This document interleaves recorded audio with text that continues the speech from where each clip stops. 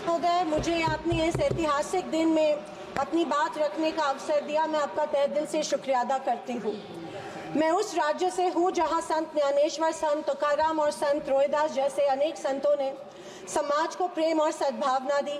दूसरी तरफ शिवाजी महाराज, संभाजी महाराज और शाहू महाराज जैसे शूरवीरों ने अपनी दूरदृष्टि से सामाजिक एकता और न्याय संगत समाज प्रणाली की स्थापना की।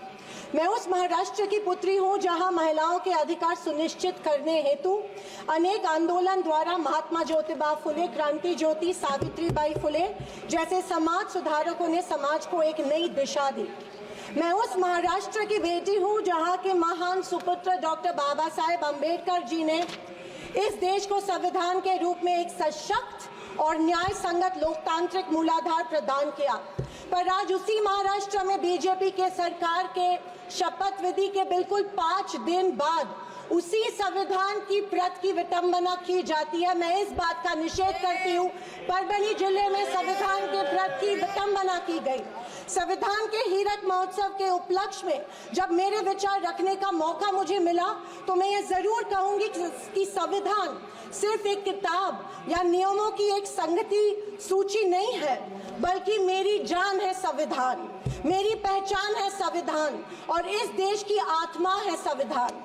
दूसरी तरफ आजादी के 50 साल बाद तक अपने तिरंगे को और संविधान को न मानने वाले सत्ता पक्ष के लोग इस देश की उसी आत्मा को कमजोर और खोखला करने की साजिश कर रहे हैं। इसी शुरुआत उसी दिन हो गई जिस दिन धर्मनिरपेक्षता, सेक्युलरिज्म जो संविधान का एक मूलभूत आधार स्तंभ है, उसी को लेके गाली या एक कलंक में रूपांतरित करने का प्रयत्न सत्ताधारियों द्वारा होने लगा है। सेक्युलरिज्म को आज भी इस भारत देश की पहचान है, उसे सत्ताधारी पक्ष एक कमजोरी कर रहे हैं या एक बीमारी साबित करने की होड़ में लग गए हैं। संविधान की किसी भी चर्चा या बहस को ये लोग सिर्फ इमरजेंसी पर ले जाते हैं, पर ये भूल जाते हैं कि स्वर्गीय इंदिरा गांधी जी, हमारी पहली महिला पंतप्रधान इंदिरा गांधी जी ने उस वक्त के हालातों के मद्देनजर वो संवैधानिक कदम उठाए थे और उस दौरान हुए गलतियों की माफी भी देश के जनता से मांगी थी।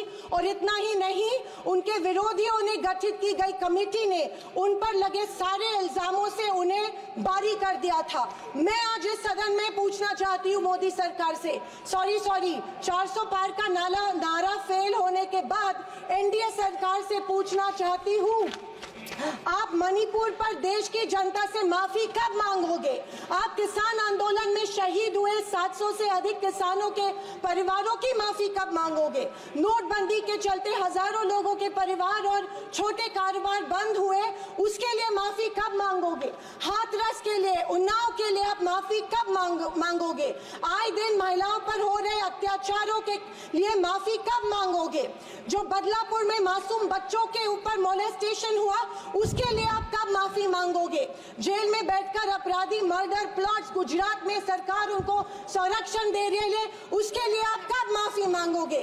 खैर, ये इनकी हिस्ट्री रही है या इनके डीएनए में है कि माफी सिर्फ खुद को बचाने के लिए अथॉरिटी में बैठे लोगों से मांगते हैं, आम जनता से ये माफी नहीं मांगते हैं। सत्ताधारी पक्ष के संविधान पर दिए गए भाषण सुनकर हंसी आ रही थी और अचरज भी हो रहा था, क्योंकि जो लोग इस देश में संविधान स्थापित होने के बाद हर पल संविधान को कोसते रहते हैं और हमेशा इस संविधान के विरोधी रहे हैं, उन्हीं को आज संविधान के गुणगान करते देख मन में प्रसन्नता हो रही है और संविधान के प्रति मेरी निष्ठा द्विगुणित हो रही है, क्योंकि ये एहसास हो रहा था कितने ही झूठ के पहाड़ बना लो, सच के आगे आखिर झुकना ही पड़ता है। आरएसएस ने तिरंगा को माना नहीं था। उन्होंने कहा था कि 3 अंक अशुभ होता है, तो क्या ब्रह्मा विष्णु महेश अशुभ है? जो हम 3 रेखाएं माथे पे लिखते हैं वो अशुभ है? क्या त्रिशूल अशुभ है? ये मैं इन्हें पूछना चाहती हूँ। वर्ष 1993 में आरएसएस ने अपने श्वेत पत्र में संविधान को कचरे का ढेर करार दिया था। क्या ये तिरंगे के खिलाफ नहीं है? तत्कालीन आरएसएस प्रमुख ने उस टाइम संविधान को बदलने की मांग की थी। आरएसएस महिलाओं को हमेशा पुरुषों से कमजोर समझती है। आरएसएस हमेशा महिलाओं को पुरुषों से कमजोर समझती है। ये अफसोस होता है कि प्रधानमंत्री जी उनके ट्विटर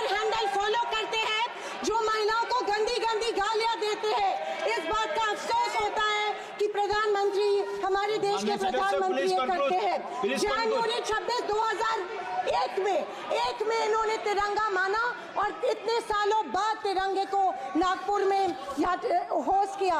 अध्यक्ष महोदय, मैं 2024 के लोकसभा इलेक्शन के बाद इन्हें एहसास हुआ कि संविधान को ज्यादा छेड़ेंगे तो सत्ता हाथ से निकल सकती है, इसीलिए अचानक संविधान के प्रति इनको प्यार उमड़ने लगा। अध्यक्ष महोदय, विशेष रूप से राजनाथ सिंह जी ने, मैं उनका सम्मान करती हूँ, बयान में जाने अनजाने आजादी के बाद से लेकर 2014 तक सारी कांग्रेस सरकारों को ऐसे सर्टिफिकेट दे दिया जिसे कोई झूठला नहीं सकता। उनके मुताबिक संविधान की बदौलत एक गरीब का बच्चा प्रधानमंत्री बना, लेकिन उसकी नींव सर 2 मिनट सर प्लीज। मैं आखिर में यही कहना चाहती हूँ, मैं भारत का, मैं कुछ पंक्तियाँ कहना चाहती हूँ। मैं भारत का संविधान हूँ, लाल किले से। अध्यक्ष महोदय, हिंदी की एक प्रसिद्ध कविता की कुछ पंक्तियों से। एक सेकंड, मैं भारत का संविधान हूँ, लाल किले से बोल रहा हूँ। मैंने तो समता सौंपी थी, तुमने फर्क व्यवस्था कर दी। मैंने न्याय व्यवस्था दी थी, तुमने नर्क व्यवस्था कर दी। हर मंजिल ठहरी कर डाली, गंगा भी मैली कर डाली। न्याय व्यवस्था भी रोती है, गुंडों के घर में सोती है। गांधी को गाली मिलती है, डाकू को ताली मिलती है। क्या आपराधिक चलन हुआ है?